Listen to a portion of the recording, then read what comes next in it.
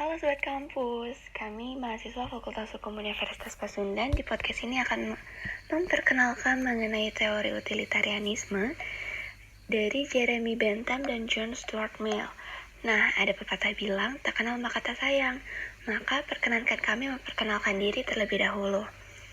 Aku Ayu Fitriana Riswari bersama rekan Utami, Naufaldi, Zibran, dan Anissa akan membahas mengenai utilitarianisme. So, stay tune terus ya. Apakah kamu pernah mendengar apa itu utilitarianisme? Tolong dijelaskan mengenai utilitarianisme. Utilitarianisme itu asal katanya dari utilitan, yang artinya useful atau yang berfaedah.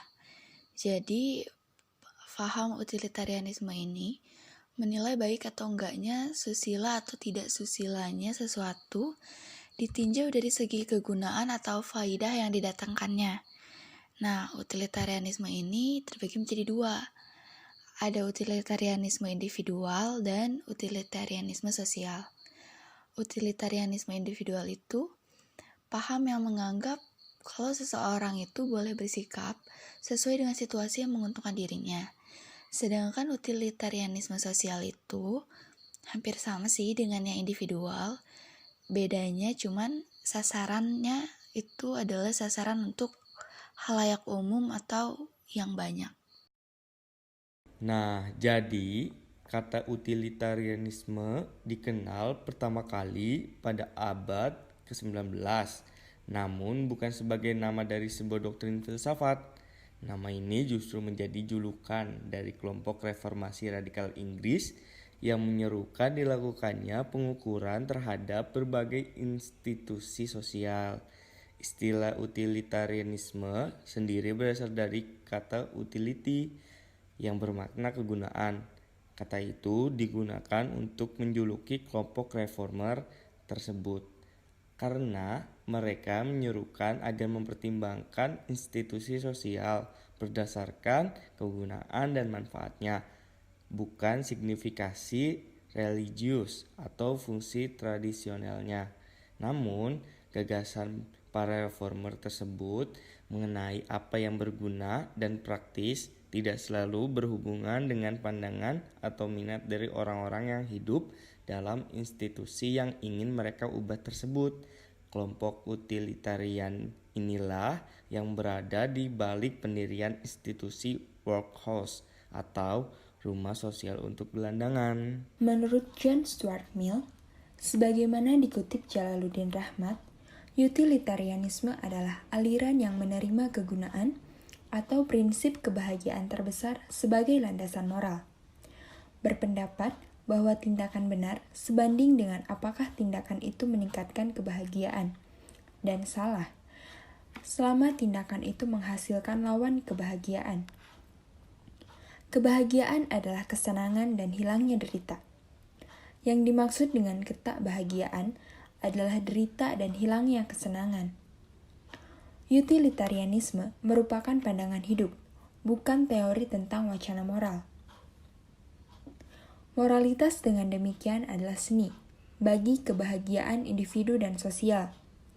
Dan kebahagiaan atau kesejahteraan merupakan pemuasan secara harmonis atas hasrat-hasrat individu. Paham utilitarianisme, suatu perbuatan dianggap baik apabila mendatangkan kebahagiaan, dan sebaliknya dianggap perbuatan buruk apabila menyebabkan ketidakbahagiaan. Bukan saja kebahagiaan bagi para pelakunya, tetapi juga kebahagiaan bagi orang lain. Utilitarianisme merupakan oposisi bagi egoisme yang berpendirian bahwa seseorang harus memenuhi kepentingannya sendiri, meskipun hal tersebut diperoleh dengan mengorbankan kepentingan orang lain. Bagi utilitarianisme, bukan sesuatu yang mustahil, hal yang baik lahir dari motivasi yang jelek. Paham utilitarianisme menekankan kepada perbuatan, bukan kepada individu dari pelakunya. Utilitarianisme sebenarnya mengizinkan kita buat berkontribusi pada kesejahteraan sendiri, meski sebenarnya itu mengabaikan orang lain. Jika yang dianggap penting itu kebahagiaan, maka kebahagiaan seseorang itu penting dengan kebahagiaan orang lain. Namun, biasanya tidak memiliki makna penting lagi. Fitur ini lazim disebut sebagai kebajikan umum, sebuah istilah yang berbeda dengan altruisme dan egotisme. Lalu bagaimana dengan prinsip utilitas itu sendiri? Prinsip utilitas ini merupakan fondasi dari pekerjaan saat ini, yang dimana prinsip utilitas ini biasanya dapat menyetujui atau tidak menyetujui setiap tindakan. Berdasarkan tendensi bahwa tindakan tersebut dapat memperbesar atau memperkecil kebahagiaan dari pihak-pihak yang berkepentingan. Tidak hanya setiap tindakan dari seseorang, tetapi juga tindakan dari pemerintah. Prinsip utilitas tidak hanya mencakup tindakan, namun juga seluruh kehidupan. Dengan demikian, prinsip utilitas menjadi sebuah pandangan umum mengenai kehidupan yang baik secara moral, di mana kehidupan terbaik manusia adalah kehidupan yang bisa memaksimalkan kebahagiaan dan meminimalkan rasa sakit. Siapa tokoh yang memperkenalkan teori utilitarianisme tersebut? Kalau menurut pakar sejarah nih, Richard Chamberlain itu yang dianggap sebagai orang pertama yang menggagas paham utilitarianisme ini. Beliau merupakan seorang filsuf moral dari Inggris di abad ke-17. Kemudian dilanjutkan oleh Francis Hudson. Nah, selanjutnya, pengembangan teori ini tuh dilakukan oleh David Hume, seorang filsuf dan sejarawan dari Skotlandia. Tapi nih, Jeremy Bentham dianggap sebagai figur yang secara utuh dan komprehensif itu mampu memformulasikan dan kemudian mempopulerkan paham dari utilitarianisme ini. Meskipun demikian sih, Bentham sendiri mengakui kok kalau teori yang dia kemukakan itu merupakan sintesis dari pemikiran para filsuf dan pakar lainnya yang dari sebelum-sebelumnya nih, seperti Joseph Priestley, Claude Adrien Helvetius, Cesare Beccaria, dan David Hume tadi. Utilitarianisme seperti apa yang dikemukakan Jeremy Bentham? Seperti yang didefinisikan Bentham, adalah tindakan terbaik yang bisa memberikan kebahagiaan terbesar bagi sebanyak mungkin manusia. Sebenarnya, penambahan kata sebanyak mungkin itu terlalu berlebihan jika kita mencari kebahagiaan terbesar. Namun, jumlah akan turut dengan sendirinya. Kita tidak perlu menggunakan banyak imajinasi untuk memikirkan konteks tertentu di mana prinsip ini permisif pada tindakan-tindakan tertentu. Sekedar contoh, anak-anak sering menertawakan gerakan orang cacat dan kita mengajari mereka untuk tidak berbuat seperti itu karena hal itu menyakitkan. Namun, dipandang dari sudut kebahagiaan umum, kita juga melakukan hal yang sama atau dengan lebih baik untuk mendorong mereka tertawa dengan asumsi bahwa orang cacat adalah minoritas. Maka sangat mungkin jika kesenangan yang dibebankan pada mayoritas, jika dibebaskan secara penuh akan lebih besar dan pada rasa sakit yang disebabkan oleh minoritas sehingga sesuai dengan prinsip. Salah satu kontribusi Bentham pada teori utilitarianisme adalah elaborasi yang dilakukannya terhadap kalkulus hedonis. Sebuah sistem untuk membedakan dan mengukur beragam kenikmatan dan rasa sakit, sehingga bobot relatif dari konsekuensi beragam tindakan dapat dikomparasikan.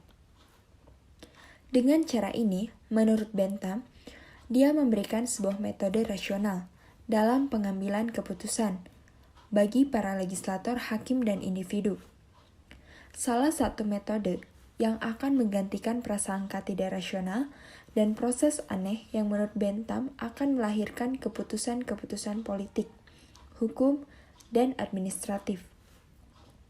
Bentham yakin, seperti yang dia katakan dalam Introduction to the Principle of Moral and Legislation, bahwa alam semesta menempatkan manusia di bawah pengaturan dua tuan yang berdaulat, yaitu rasa sakit dan kenikmatan. Kepada keduanya lah kita merujuk mengenai apa yang seharusnya kita lakukan, serta memutuskan apa yang hendak kita lakukan. Sebagai contoh, Misalnya, apakah berbohong itu benar atau tidak? Jawabannya bisa iya, bisa tidak. Bagaimana berbohong untuk menyelamatkan nyawa orang lain? Dalam suatu peristiwa, seorang pemuda yang menyembunyikan rekannya dari kejaran seseorang pembunuh dan ditanya oleh pembunuh tersebut apakah ia tahu di mana temannya berada, apa yang dia harus lakukan oleh pemuda tersebut? Apakah berbohong karena ia ingin menyelamatkan nyawa temannya, atau mengatakan kebenaran, tapi resikonya ia akan kehilangan temannya? Bagi seseorang utilitarianisme, dia akan melakukan pembohongan dengan alasan menyelamatkan nyawa itu lebih penting. Dan apakah berbohong itu salah? Sebenarnya salah, tetapi demi menyelamatkan nyawa adalah hal baik. Jadi kesimpulannya, Singkatnya, utilitarianisme yang diusung oleh Jeremy Bentham, James Mill, dan anaknya John Stuart Mill dapat diringkas dalam 3 proposisi. Yang pertama, semua tindakan mesti dinilai benar atau baik, atau salah atau jelek, semata-mata berdasarkan konsekuensi atau akibatnya. Kedua, dalam menilai konsekuensi atau akibat itu, satu-satunya hal yang penting adalah jumlah kebahagiaan atau penderitaan yang dihasilkannya. Jadi, tindakan yang benar adalah yang menghasilkan surplus kebahagiaan terbesar ketimbang penderitaan. Ketiga, dalam mengkalkulasi kebahagiaan atau penderitaan yang dihasilkan, tidak boleh kebahagiaan seseorang dianggap lebih penting daripada kebahagiaan orang lain. Kesejahteraan tiap orang sama penting dalam penilaian dan kalkulus untuk memilih tindakan. apa nilai positif yang dapat diambil dari etika utilitarianisme? Positif etika utilitarianisme. Yang pertama adalah rasionalitas. Yang kedua, utilitarianisme sangat menghargai kebebasan setiap pelaku moral. Dan yang ketiga, universalitas. Selain itu, etika utilitarianisme juga dapat digunakan sebagai proses untuk mengambil keputusan, kebijaksanaan, atau untuk bertindak, serta sebagai standar penilaian bagi tindakan atau kebijaksanaan yang telah dilakukan. Bagaimana dengan kelemahan dan kelebihan dari teori utilitarianisme tersebut? Nah, jadi kesimpulannya, yang pertama, manfaat dari konsep utilitarianisme ini begitu luas, sehingga dalam kenyataan praktis itu akan menimbulkan kesulitan yang nggak sedikit. Kedua, etika utilitarianisme ini nggak pernah menganggap serius nilai suatu tindakan pada dirinya sendiri, dan hanya memperhatikan nilai suatu tindakan sejauh berkaitan dengan akibatnya nanti. Selain itu, etika utilitarianisme ini nggak pernah menganggap serius kemauan baik seseorang. Variabel yang dinilainya juga nggak semuanya dapat dikualifikasikan. Sehingga seandainya nanti ketiga kriteria dari etika utilitarianisme ini saling bertentangan, maka bakal ada kesulitan dalam menentukan prioritas di antara ketiganya. Terakhir, etika utilitarianisme ini membenarkan hak kelompok minoritas, sehingga hak kelompok minoritas tertentu ini dikorbankan demi kepentingan untuk mayoritas nantinya. Dari utilitarianisme yaitu memiliki konsep nilai yang sederhana dan mendasar. Contohnya moralitas sekuler, pendekatan akal sehat, egalitarianisme, fokus kepada kesejahteraan, dan penekanannya kepada hasil. Karena lebih menekankan kepada konsekuensi daripada motif suatu perbuatan. Utilitarianisme dianggap memberikan kontribusi besar terhadap penggunaan analisis untung rugi dalam pengambilan keputusan dan juga analisis kebijakan publik. Utilitarianisme juga dianggap memiliki prinsip-prinsip yang mampu menjawab setiap persoalan yang timbul. Teori ini juga dianggap bukan sekedar suatu sistem formal, melainkan substansi moral yang fokus kepada peningkatan kebahagiaan manusia dan pengurangan ketidakbahagiaannya. Yah, gak kerasa nih, waktu kami nemenin sobat kampus berkenalan dengan teori utilitarianisme udah hampir habis. Semoga apa yang barusan Sobat Kampus dengar dapat memberikan manfaat untuk Sobat Kampus dan dapat diterapkan ke kehidupan sehari-hari maupun nanti di kehidupan yang akan datang.